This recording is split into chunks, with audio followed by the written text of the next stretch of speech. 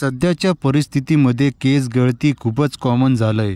कितीही प्रयत्न केले तरी केस पहिल्यासारखे होत नाही। केस गळती टाळण्यासाठी तुम्ही काही सोपे उपाय करू शकता। व्हिडिओ सुरू करण्याच्या आधी चॅनलला सबस्क्राइब, व्हिडिओला लाईक करायला विसरू नका। ॲलोवेरा हा केसांच्या समस्या टाळण्यासाठी उत्तम उपाय आहे। कोरफडीचा उपयोग केल्याने केस लांब, सडक आणि दाट होतात।